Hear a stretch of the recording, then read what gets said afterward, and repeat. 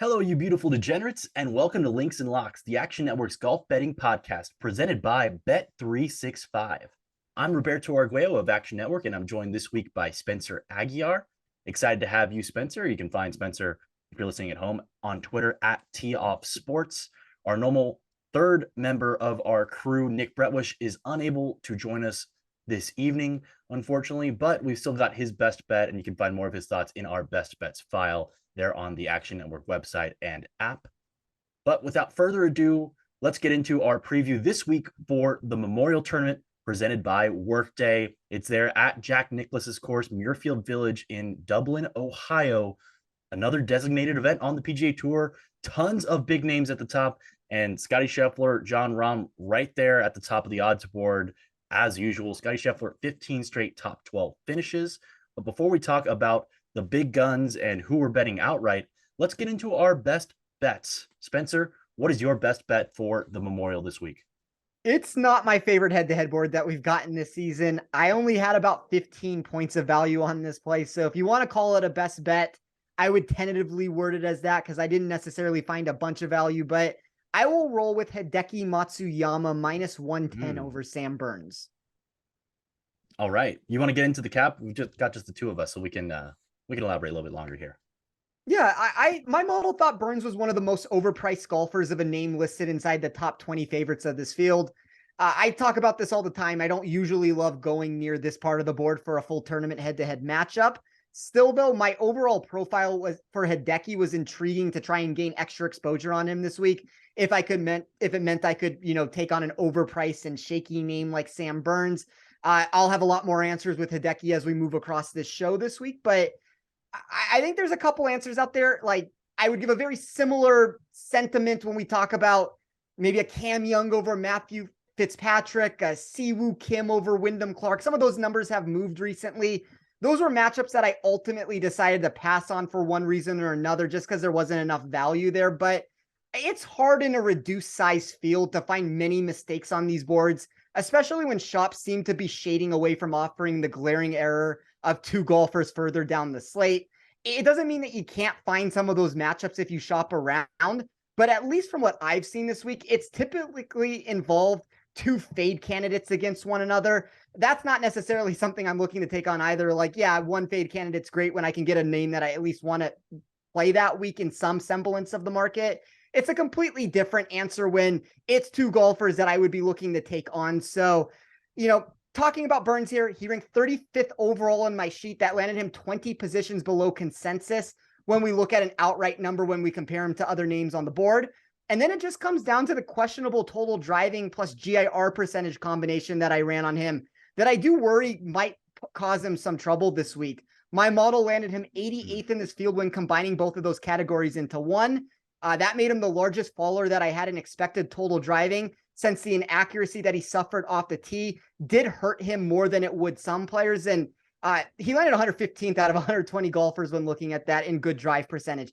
I think the one thing that I want to talk about with good drive percentage just very quickly, though, obviously I mentioned Cam Young being a player that I like this week. The big difference with Cam Young and Sam Burns in this spot, taking two different players in a matchup that doesn't necessarily exist, but Cam Young, when we look at courses that have easy to hit fairways, which is what we have here, and extremely thick rough, actually became one of the better total drivers of the ball when you tried to find accuracy. Like if I'm running accuracy numbers, I'd rather look at that course specific, trying to mimic a venue to the player that I'm looking at this week. Like, I don't think it helps to say Cam Young is inaccurate off the tee. Like, sure, we know he's long and we know he's inaccurate, but how does he handle one of these venues where we do get, a multiple percent increase in driving accuracy? We do get a massive reduction in GIR percentage.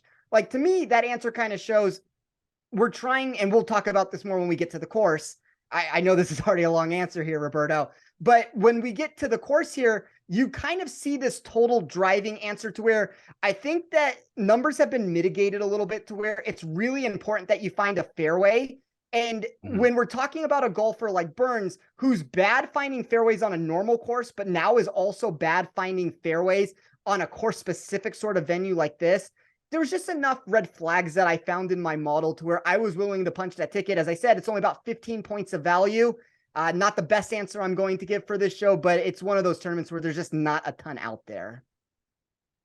I'll follow that up with Nick's best bet. He sent it into our chat, so I'll share it here. He bet Harris English top 40 at plus 120. Harris English had a pretty strong week last week at the Charles Schwab Challenge, and he notes English's recent form where his iron play has been lights out throughout May. And if you look at what he's done going through April and in March, lost strokes gained in 4 straight tournaments, but then since the end of April, gained strokes in 4 straight tournaments on approach, and then gained in 7 of 8 around the greens as well, which will be important with the thick rough. I believe it's 4 inches, 3 grass mix, so some inconsistent lies there in the rough as well. Harris English looks suited to do well this week, according to Nick. And last week, by the way, the Hammer Kid came out. You faded Michael Block, and I actually went 47th or better. 47th must be my lucky number. Made Emiliano Grillo 47th or better. And he actually won the dang thing. So we swept the board with our best bets. Let's see if we can keep it going. No word on if this is a Hammer Kid play for Nick, but he's going Harris English top 40 at plus 120. And then for my best bet, I'm actually going to go 48th or worse for Keith Mitchell. I don't love the board this week, but I really like this bet. Specifically, this course is going to emphasize approach play and around the green play. And those are not strengths for Keith Mitchell. He's 149th in strokes gained approach this year, 120th in strokes gained around the green. And not only are those his weaknesses, but they've been consistently poor over the last month and a half or so. He's lost strokes on approach in 6 consecutive tournaments and around the green in 5 consecutive tournaments. And he does not have a single top 50 finish in each of his last 5 stroke play events. Once again, this is 48th or worse for Keith Mitchell, the guy with the sweetest visor on the PGA Tour, but that approach play is not up to par right now. He bombs it off the tee. He piggybacked on Sung J M throughout the Zurich Classic in that top 10 finish for them in that event. But outside of that, he hasn't done very well recently on tour. And his history here at Muirfield Village, he's only gained strokes on approach once in 5 starts. So I'm going to fade him. I think he's got miscut potential this week, but he can even make the cut in this field of 120 players and still finish outside of that top 47. So I'm fading the Georgia Bulldog this week. Spencer, you want to get into your course preview for Muirfield Village Golf Club? Sure. So it's over 7,500 yards, par 72 bent grass screens. I think you hear that yardage amount on the scorecard and immediately get pushed in this direction of believing this course will play similarly to other distance venues we get yearly. Extended properties of this length often equal a bomb and gouge mindset for the field. I talked about this a second ago where I don't necessarily believe that's the case here, but there's a lot of numbers when you try to reproject the data out that just really starts pushing you in a different area. We did get 150 yards added to this tournament in 2021, but that move almost shifted and reversed the data expectation of years past, since it all of a sudden started to highlight the need for accuracy over distance when we look into the 4-inch rough that you just talked about, Roberto, and then these fiery greens that are nearly impossible to stop your second shot out of when playing from the thicker stuff.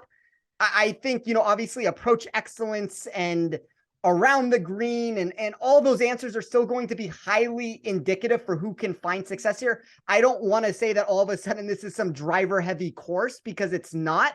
But here's the 2 key pieces to the puzzle that at least I found that pushed me in this area to where I do think some form of total driving, specifically geared towards the driving accuracy portion, does matter here. So 71.3% driving accuracy here in 2022. That's on top of being 59.2% GIR percentage. Both of those metrics landed over 5% off their expected production rates if you compare that to a random track on tour, which includes the GIR total dropping an astounding 9% here, while accuracy climbed 5.5%. What that tells me above anything else is a concerted effort was made to reward driving accuracy and punish wayward drives, since the field is clearly trying to hit the short grass off the tee so they don't get punished with that GIR rate. For that reason, I heavily emphasize weighted tee to green to try and mimic Muirfield Village. To me, a course-specific answer always beats that mundane blueprint that could be used anywhere. That's also one surefire way I can get unique for either DFS. I also think it presents contrarian answers in other markets. I think in the head-to-head market, when you're trying to beat a book and you're trying to run numbers differently, like you obviously have to be careful when you start presenting that mad scientist answer. And I kind of flirt that on that line real closely with it, because I do get very crazy with some of these results. But I think for me, it really just comes down to understanding these venues, understanding where you need larger deviations than others. And I think the larger deviation comes from when you haven't found past success at a venue. Like, Insanity is doing the same thing over and over again and expecting a different result from it.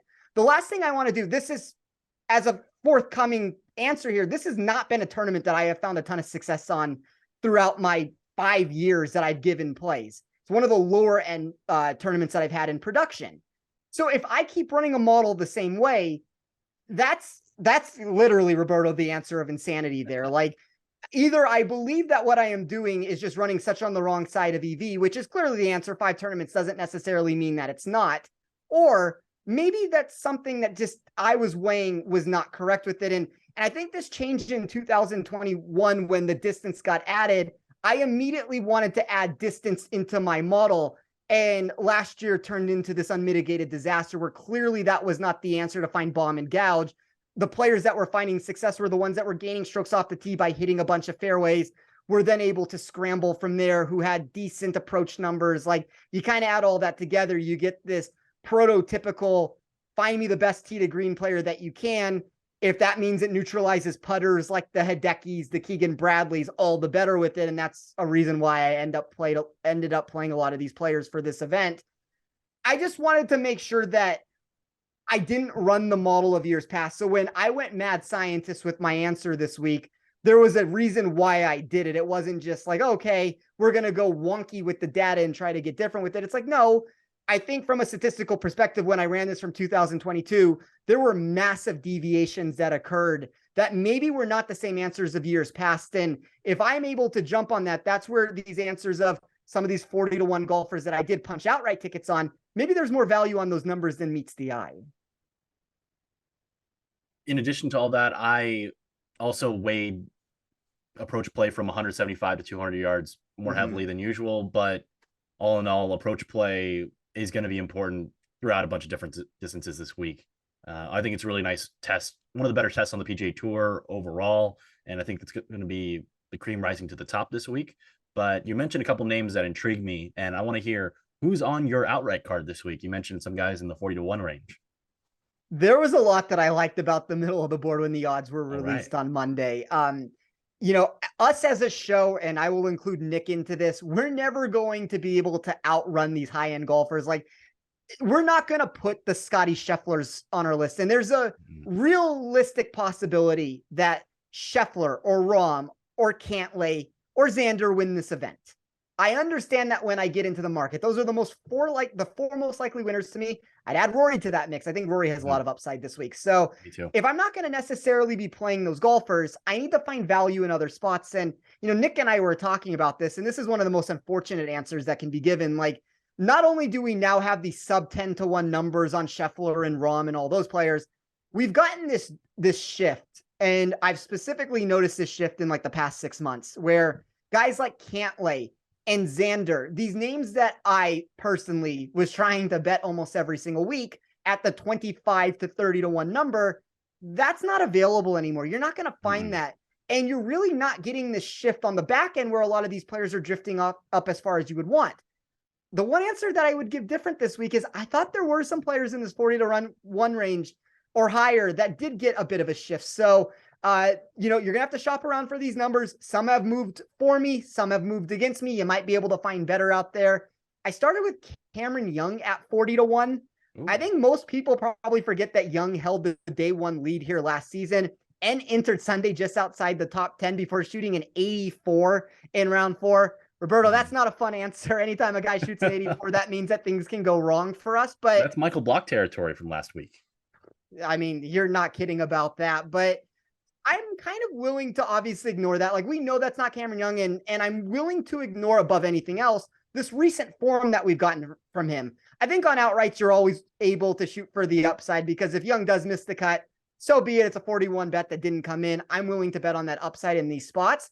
But we know of the illness that he's talked about to where he's lost a bunch of weight. He says he's now fully healthy in this position. And I think from a course fit standpoint, like, Obviously, it's a funny answer, and I talked about this a little bit already, so it kind of ruins some of like the luster behind saying this after the fact. But I think that driving accuracy and good drive percentage is a really basic category that if you're going to run it just in that way of it, Cameron Young's going to grade horribly. Like, I understand that. He's going to miss a bunch of fairways. There's not going to be much to like. But when all of a sudden you start running the data to where, okay, let's talk about venues that have thick rough, easy to hit fairways, that combination, all of a sudden now he becomes the #1 expected total driver for me. And that's even including accuracy into the mix there. So I think Cameron Young has legitimate win equity in this tournament. I thought 40-1 was a very enticing price for him. I took Hideki Matsuyama at 40-1. I believe, and I've always stated this, that Hideki's best upside comes from these challenging tournaments that do mitigate putting on a fast surface and then highlight his tee to green acumen. That's a really hard combination that most players cannot bring to the table. It's one of the reasons why he won the Masters. I think you can get these high-end finishes from him any single time that you reduce the winning score from being 25 under and say, okay, we have a really pure fast surface here. Make a couple putts, just don't get completely ruined by that facet of your game, and then be one of the best ball strikers in the world. And if you can put that together, I thought 40-1 was a really intriguing number. He was second in my model behind only Scotty Scheffler for expected tee to green production. Roberto, this is our guy at this point. I think we're on him almost every single week. Sungjae Im, I grabbed him at 40-1. I know that number moved almost immediately on Monday. I'd like to think it's because you and I are punching tickets and markets are reacting, and they just know that more hurt is going to come if they leave it at that number. But it's kind of a very similar answer that I gave with Hideki, where find a fast bent grass greens, find a tournament where he can get steady production. I thought 40-1 was a really good price. Ricky Fowler, 45-1. I don't know that I have bet Ricky in like 3 years at this point. And all of a sudden now I'm jumping in at a sub 50-1 number, which might sound shocking from a statistical perspective. I do believe he's back at this point. The numbers are trending in all the critical areas that I found necessary from a long-term sense. He also experienced a 13 spot improvement from his baseline and weighted tee to green and 29 spot advancement for weighted proximity. So what that tells me is not only is he trending in the right direction here in 2023, he now also gets a venue that should really put him in a position where he can find success here. I took Siwoo Kim at 80-1. Unfortunately, that was on Bet365. That's a number that just got beaten down over the past 24 hours. I had proper at 50-1. So if you can get any number that's above that, I think that's a number that's worth looking into. And then I wrapped up my card with Keegan Bradley at 100-1. I don't know how much I love this in retrospect, since the recent course history is troubling for a golfer that posted exactly 0 top 10 results in my model out of 6 statistical categories that I ran. That doesn't necessarily feel like a recipe to win this event, but I thought 100 was a good number. I know that there's been some 80s out there. I think that's still a good number. Maybe if I could go back and redo this, I might prefer this as a top 10 or a top 20 wager over anything.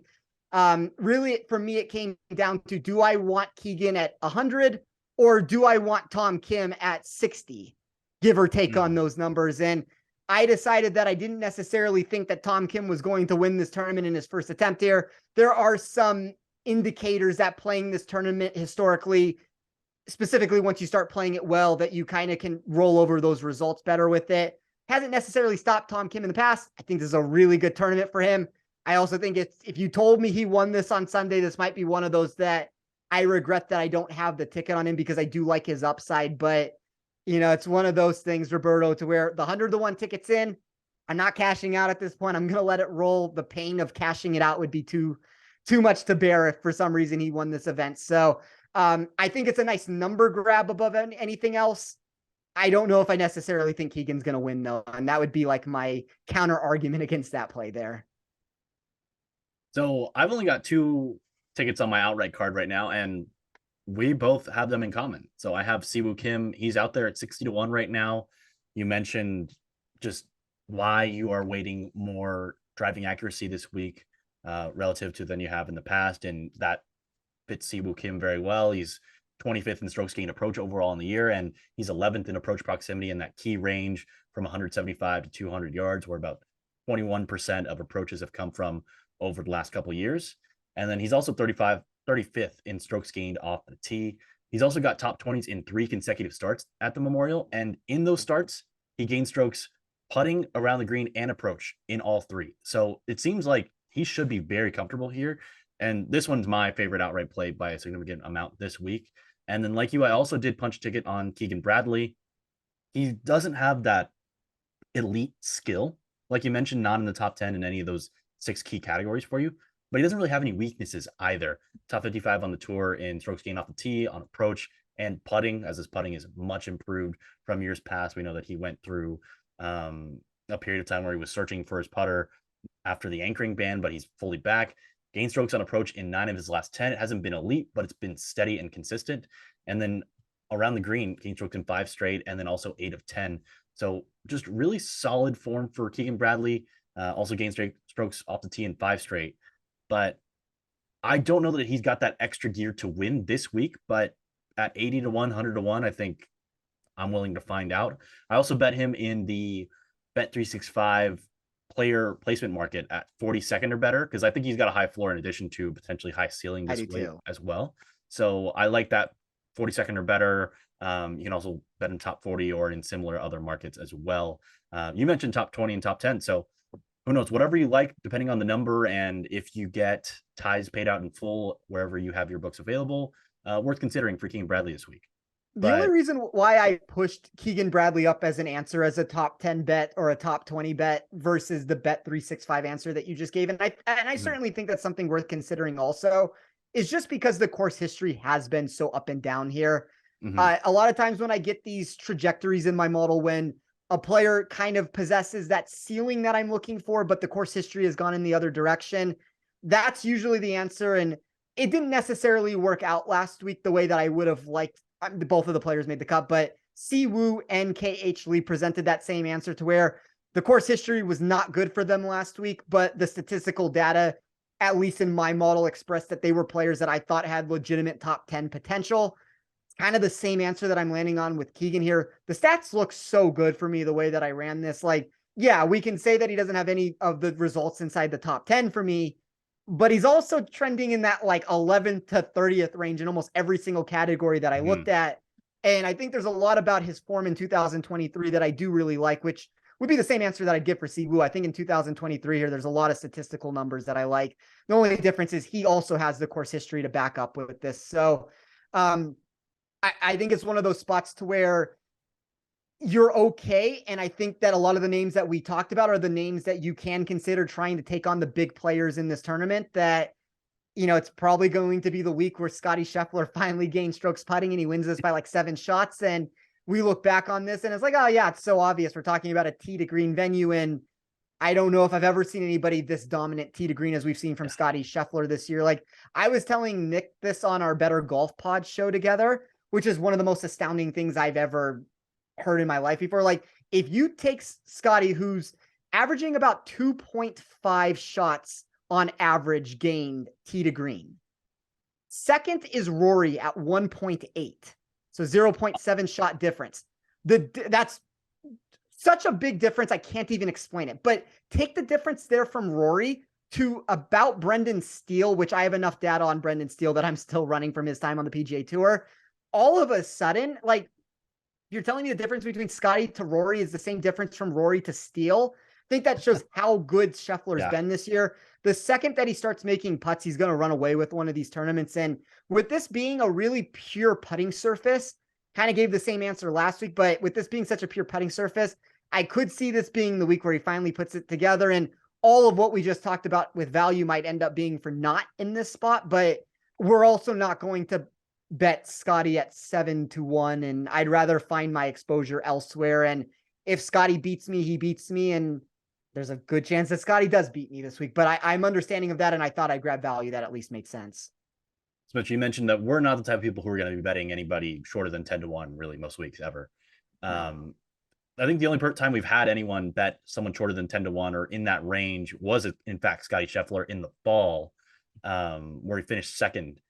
But those were very, very different caliber fields than a designated event, and different golf course as well. But I want to go back to some other.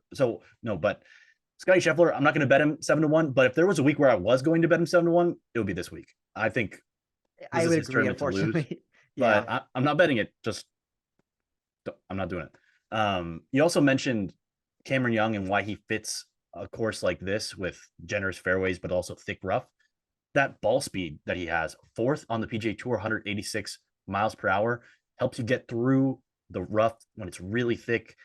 We see a lot of guys when the rough's thick play on courses like a Torrey Pines, where the bombers get rewarded because they have that club head speed that helps them get through the rough more easily than other players. And that's the case for Cameron Young. Like you said, get some experience after playing here for the first time last year. So I'm very intrigued. I didn't see him at 40-1. Someone I'll consider live. I'm also looking at Justin Thomas and Shane Yeah. Lowry as guys who I like their chances just given their history with short game and approach play, but I just don't trust their putters to bet them at the given numbers at 35 and 55-1. I'm also very intrigued by Victor Hovland. The short game is still a question mark. It's getting better, but this is one of the ultimate short game tests on the PGA Tour. I'm intrigued by him, but I didn't love him at the numbers 16, 18-1 available out there. And I'm also just scared of Scheffler. And then I'm also considering Matt Fitzpatrick. He just hasn't been reaching those ceiling weeks that much this year. No huge weeks on approach. RBC Heritage, very different golf course than this one, but I thought that one fit to his strengths where he could place it more so rather than playing in a big ballpark like this. And then also Colin Morikawa, someone I'm intrigued by just because approach play is emphasized here, and he is the ultimate approach player on the PGA Tour. It's just that putter scares me. So I haven't bet any of those guys, but those are guys that I'm considering and looking at live this week. Of course, we'll also be keeping tabs on Jon Rahm and Scotty Scheffler to make sure they don't just wreck the board for us. But Spencer, what else do you have on your card this week? So I have 3 placement bets here to talk about. I took Christian Bezadenhout top 40 at plus 160. I thought plus 160 was a highly intriguing price for him. Bezadenhout experienced a 46 spot improvement for Muirfield Village and expected tee to green when I mimicked the production inside my model for this course. The iron plus around the green game ranked 14th in this field. And while the distance of the track, and we've kind of gone back and forth of how much that actually matters here, it did cause a drop for expected weighted scoring inside my model for him. I thought it also too severely punished him in other ways. Like when I ran that driving percentage that I was talking about, or a good drive percentage, where I tried to mimic it to these types of courses, he actually went the opposite direction. We know him to be an accurate driver of the ball. I think there's probably a middle there somewhere between what my model said the answer was and what you would expect from him from like a long-term driving accuracy answer. So I think at plus 160, it's just a really good number grab price at this point. I don't necessarily expect him to win the tournament. I don't know what his upside actually is for this week. 17th in my model for safety, though. That means a lot for me when I'm trying to find these top 40 answers, and specifically when I can get it in, here in a spot at plus 160. I took Adam Svensson top 40 at plus 190. My model had a very steady expectation for him almost across the board. He landed inside the top 20% of this field for anticipated safety for the Memorial. Very similar answer that I just talked about with Bezadenhout, not quite as good, but that safety answer meant a lot for me as a top 40. That's always something that's going to help. And then, Roberto, I don't know if I've ever bet this player in my entire life in any market. I'm going to do it here at plus 280 for a top 40. Chez Reavie. Okay. I don't know if you have any thoughts on Chez Reavie this week. I might be on my own island here, but I think the current form is trending with 5 top 50 finishes in his last 6 starts. The expected weighted tee to green for this venue is 47 spots better above his expected baseline on a random course. So I viewed this as a situation where I got the current form that is that's trending in the right direction. I see the course history. I mean, even historically, he's been fine here recently. But on top of it, the statistical aspect of why I think he should be good on this course really is trending in the right direction. I guess the one negative answer I would give is we are talking about a big tournament. We are talking about a tournament with pretty much all the big names here. Maybe that means that the upside isn't necessarily good enough to be able to enter this range. But the way I see it, it's a 120-man field. If he can come inside the top 40, I kind of think he's going to hover around that. I do believe he's going to make the cut. So if you're telling me he can make the cut, and from there, let's just see what can happen on Sunday at plus nearly 300 at plus 280. But there's a lot of value to take that shot on that ticket. I like all three of those plays. I'll jump on Reeve because I got him up here, but the putting, gain strokes putting in 7 straight tournaments, so that's really strong.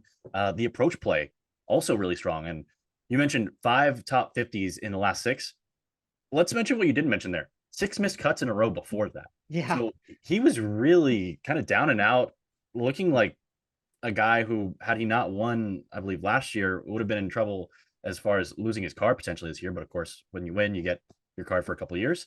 And he was playing really poorly. But since then, the last 6 starts, gain strokes in putting in all of them, gain strokes on approach in 5 of 6. And then he's just always really accurate off the tee. We mentioned he's not very long, but around the green, not super strong, but did have a really strong week last week. I believe that was his best one on tour this year since the Fortinet Championship, the first week of the season. And historically, on this course where at Muirfield Village, it's really tough around the green, he's gained strokes 5 out of 6 times. So perhaps this is a course that kind of suits his eye like that. Gain strokes on approach in 5 of 6 tournaments at Muirfield Village as well, when we also include the Workday Charity Open from 2020. I like the play a lot. Plus 280, I think I'm going to tail you on that one. And then the one that I really like is Bezadenhout. We've been on him just about every week in some form, one of us has. And we've mentioned, like Reeve, that approach play surging for Bezadenhout. And then we know the putter is super strong. And you mentioned the driving accuracy, been above the given tournament that week's driving accuracy percentage average in 13 of the last 14 track tournaments. So you know he's going to give himself opportunities from the fairway. That approach play is stronger than just about ever, and the putter is always solid. And on these pure bent grass surfaces, I think it favors the guys who are very elite putters and guys who are really poor putters, because it's just going to be tough to hold putts on these lightning quick surfaces, especially given the challenges on approach and around the green. So I like those plays. I'm tailing the Bezadenhout one, and I'm tailing the Reeve one as well. I've got one top 40 also to share, or sorry, top 30. I'm doing Benny on top 30 at plus 200. He's an elite around the green player, second on tour in that metric, gaining over a half stroke around the green, which is pretty impressive. And then he's also gained strokes around the green in 7 of 8, but since he's second on tour, you know he's doing it consistently.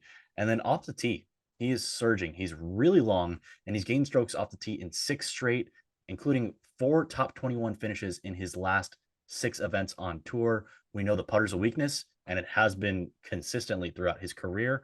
But like I said, those guys who are horrific putters this week, I'm not afraid to bet them given the lightning quick surfaces and that they'll be challenging for everyone. And then he's also got some strong course history. We know Bryson DeChambeau got, I believe, his second PGA Tour win here in 2018, but he did so by winning in a playoff over Benny On. And Benny On also has 4 top 25 finishes in his last 7 starts at Muirfield Village. I like the form with him. I like the history, and I like the profile for him statistically for this golf course. So I'm going to bet him for top 30 at plus 200. You can also get him for top 40 in that plus 130 range if you want to get a little bit more safe. Obviously, a lot of those answers that you just talked about for Muirfield Village with him is going to go into this number that I'm going to state here. But 13th in my model for Ben On in strokes gained total on Nicklaus tracks over the past 2 years of numbers that I ran. So I think it's a really nice course fit for him. And then the one thing that I just want to circle back to, which has Reeve. So when I see a guy like Reeve that is obviously a big long shot in this tournament, whether you're looking on DFS or inside the betting market, like there's big numbers, like even for a top 40 here, he's nearly 3-1. When you're telling me that like the around the green game is troubling, yes. But when you're telling me that the expected weighted tee to green, which I ran a lot of around the green into that number, like that carried a substantial amount to where it should have hurt him. And it did hurt him a little bit, but the weighted proximity looked great. The weighted total driving was so good that he jumped from this golfer that was 90th in expected tee to green production on any standard course, all the way up to that 43rd number that I have for him this week. And that's including, like, that's the really important thing that I want to note to that is that's including the around the green game, heavily including it into that mix. So I think there's a reason why he is able to find success out here. And I do think that it's a really nice course fit for him for what he's been able to produce recently. And I also agree that I think like of the ones I mentioned, Bezadenhout's probably my favorite of the three. And want to give a reminder that the Links and Locks podcast is proudly presented by Bet365, the world's favorite sportsbook brand. Sign up with promo code ACTION to get Bet365's exclusive sign-up offer in New Jersey and Colorado. Bet $1 on any game, get $200 free. Spencer, did you list all of your plays on your card so far this week? Yep, that's everything that I have this week. All right, I want to get to a guy that you did not mention, surprisingly, so far. And it's a guy who's playing a home game this week. PGA Tour website lists him as a resident of Forest Lake, Ohio, just under an hour away, or around 30 minutes away from Dublin, Ohio, where Muirfield Village is. And that is one Jason Day. What are your thoughts on Jason Day this week? I'll say this, Roberto. The last time I went on to this show and I said something negative about Jason Day, which I liked him more for the tournament that he won than I like him this week, he went on to win the event. I don't know. Like, I think if I'm directly comparing Day with a lot of the players in his general area, like whether you want to talk an outright answer, I would rather bet Justin Thomas. I would rather bet Colin Morikawa. I think those are two names that you mentioned when you were talking about options that you're thinking about adding, depending on where this board plays out. I think those are two names that like keep an eye on very closely this week. If you're talking about the head-to-head market, you know, I'd probably rather play a lot of those names in the range. Like, it doesn't mean that I dislike Jason Day. I want to be very careful with that answer here, but there's been a lot of pressure for him historically at this tournament. We've seen him recently produce better than we've seen from years past with him. Like, he's kind of been up and down with a bunch of missed cuts at this venue. Don't know what the answer is there. And a lot of times when we get the better finishes is when he has not been as great a form. I think sometimes when he comes with good form, he's bombed this tournament. You know, he's a fringe top 25 guy for me in pretty much all ways that I ran my model. But when you're also talking about a golfer that needs to be a top 10 sort of caliber play for you, there is going to be negative leverage and for DFS and negative trajectory for equity in different ways that I ran it. So I think because of that answer, Jason Day has now won this golf tournament. So if that means we can get Jason Day on this show, and hopefully I'll use this as my sales pitch that every single time I go against you, you win. I just don't know if I'm going to get there in any market this week. It doesn't mean that he's a fade candidate for me. I'm also not looking to take him on, but I'm not trying to find ways to back him necessarily. He's lost strokes in this tournament, or I should say on this golf course, because there was the workday in 2020. He's lost strokes in this tournament on approach in 10 of his last 12 starts. However, he does have 2 top 7 finishes in his last 3 starts on this course. So take that for what you will. It's been a roller coaster for Jason Day, but he is playing a home game this week. So we'll see how that plays out. It'll be fun to follow him no matter what happens. 2 miscuts in his last 3 starts, sandwiched around a victory at the Byron Nelson. Spencer, you ready for our rapid fire round? Yes, let's do it. All right, let's talk about some of the players whom we don't have on our cards this week, but maybe they're making a move, or you see some line that you're considering them betting on or against them this weekend, and we'll try to get you a little bit more information so you can make some smarter plays. Scotty Scheffler, we both think he is justifiably priced as the favorite over John Rahm, plus 700 on Bet365's enhanced win over Rahm at plus 750. What number would you need to bet each of those players? I like both of them. Like, that's one thing I'll say to it. I guess if you could give me, it's always the cop out answer that I give with Scheffler. It seems like every week, if you could give me 10-1, I would be more or less inclined to essentially single bullet the week on Scheffler. I'd still have a little bit of room if I wanted to add somebody else, depending on exactly how I built it. But usually that 10-1 answer in these more substantial fields like this is the answer I want to give. For Rahm,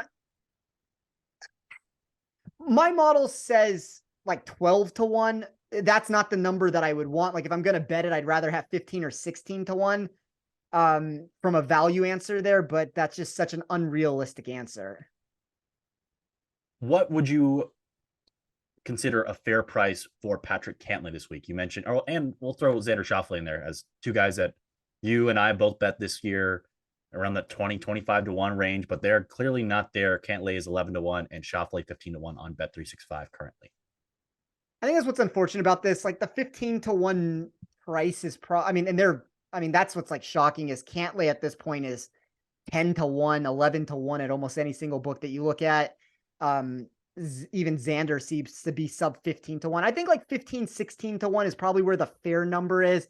That's kind of the answer that I've given for 1 year with these two golfers, though. And that's why every single time I was getting them at 20, 25, 30, they were almost just like auto bets for me at that point. And unfortunately, I never really had any of that come to fruition where I won money off of it. And it's one of those unfortunate situations to where I think the model and my answers were proven correct, that those numbers were not correct, but I never could take advantage of it. And the market ended up or maybe not overreacting, but ended up reacting to it to the sense now to where both guys are sub 15 to 1. And I've been priced out of the market at this point. Let's talk about a guy who's been shorter than 15 to 1 for the majority of the year, but is 15 to 1 this week, and that's Rory McIlroy. I really like his upside this week. What do you think about a price that you would play him at potentially? I wanted a 20. I do think that I've seen people out there say that they were able to find a 16 on him. I think that's probably a fair number. It's one of those spots where he's an elite player that's been a little bit too shifted. Now, part of the problem there is all these names at the top are so reduced every single week that once you do see some of this enhancement take place, you see a 16 to 1 and think, oh, well, this is the greatest value I've ever seen before, where this is more of where the proper number actually is. Mm-hmm.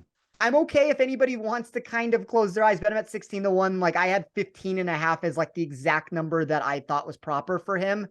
I'm not going to take that small of a difference and necessarily punch a ticket specifically with the value that I did find in the 40 to 1 range, but no surprises from my end if Rory ends up winning the tournament this week. Like he is right in that mix of, you want to call this Scheffler, Rahm, Xander Cantlay, him. Like those are my 5 favorites, and they all have very heightened win equity.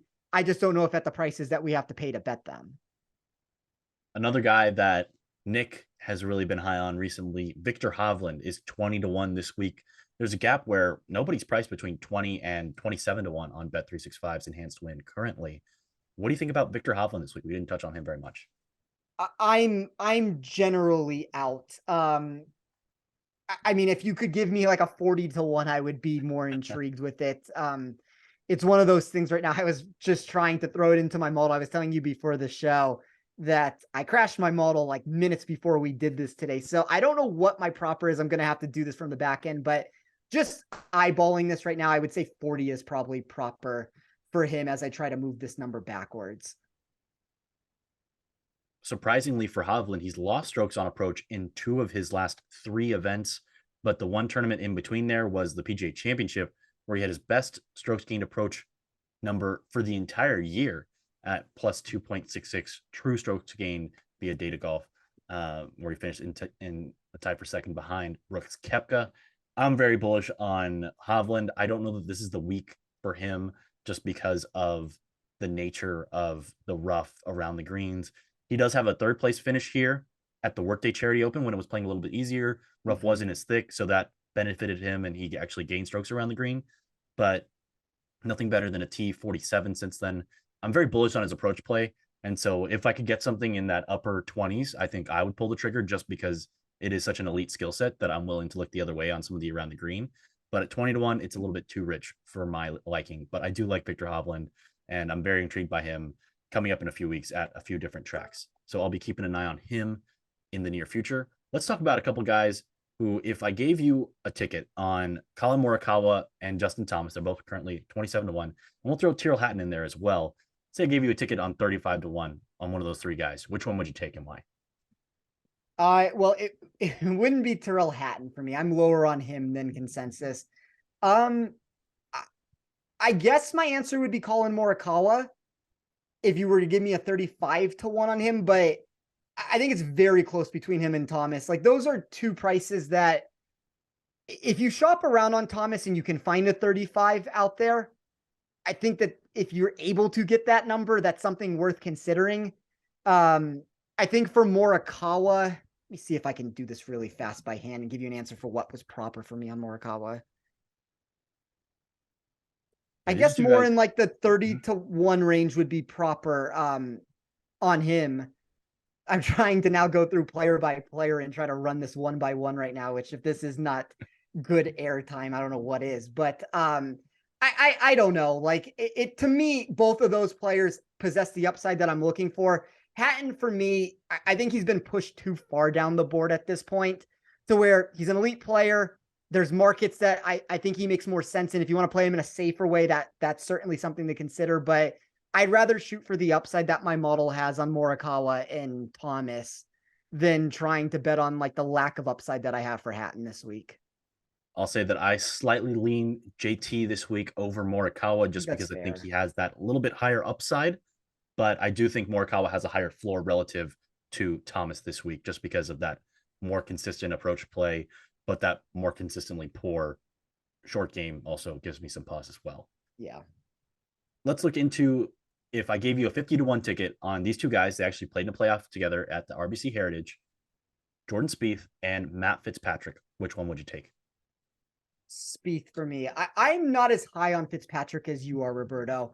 It doesn't mean that I necessarily trust Jordan Spieth, but it's one of those spots where I am willing to bet on the potential that I think he can bring. Like when I ran a model last year, completely different field, completely different part of where Spieth was with his game. He was the number one expected win equity player for me a season ago at this Wow. tournament.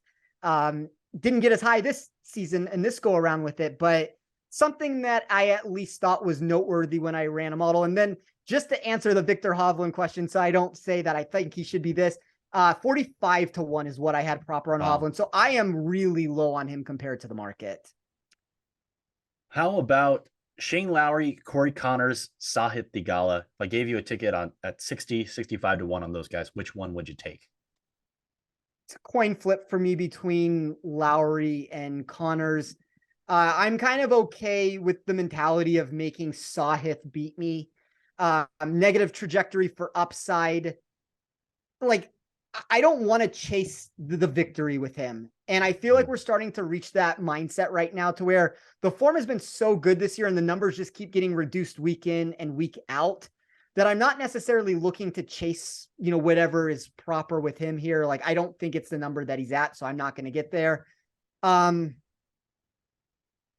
don't know, Roberto. I mean, like Connors and Lowry are literally tied as I'm running the numbers right now. I guess if you make me pick one, I'll say Corey Connors, but I don't necessarily believe Connors is going to win 2 tournaments in, I mean, what are we at now? 2 months, 3 months, whatever it's been since the Valero. So look, I mean, he wins the Valero and he seems to win nothing else at this point. So I don't know. I mean, based off of that answer, I guess it should be Lowry, but my model does like Connors a little bit more. Fun fact about Sahith Theegala. So far in 2 starts here at the Memorial, T32, T5, he's gained strokes putting around the green on approach and off the tee every single time. That's a So good stat to have. If you're going to win a golf tournament, that's a good way to do it. yeah, so he's shown that he's comfortable here. I know that our friend Jason Sobel, who picked Emiliano Grillo last week, is very high on Theegala this week winning. So we'll see if that happens for him, if Sobel can stay hot. And it would be fun to see Sahith become a winner on the PGA Tour. Really quickly, Roberto, I'm going to give a controversial answer here, Okay. which I guess in retrospect, I'm going to wish I didn't say this on the show. I think the Gala should be a minimum, like for fair, 100 to 1. Wow. I think just the course form and his recent form, I think he's got spikeability. That he definitely has. We've seen that historically with him. Yeah, I respect him outright. I think this is on Bet365 currently, he is 55 to 1. I think I would have him closer to 70, 75, but I don't hate him this week. If you play him outright, if you're a Sahith fan, I think this is a better week to play him than normal, for sure. We'll get you out of here on this one, Spencer. If I gave you an outright ticket, 75 to 1 on a couple of Knicks guys, Wyndham Clark or Russell Henley, they're both 60 to 1 on Bet365.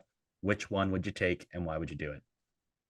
This might be a surprising answer, and maybe it's because I'm trying to represent Nick here, but I'll say Russell Henley. It's kind of a similar answer that I keep giving about with a lot of these players where I think we've reached a point with Wyndham Clark here where the numbers, and I know we're giving like a blanket sort of a statement answer here, question here, to where would you take him at this number, which is a different game of would you take him at the numbers that are out there in the space. Yes. But I think with Clark, when we look at what he's done this season, and we've talked very highly of him, he's a golfer that I like. I think that when you look at the 2013, I don't even know what year we're in right now, Roberto. If you look at the 2023 form of him and Jason Day, there's reasons why they've won.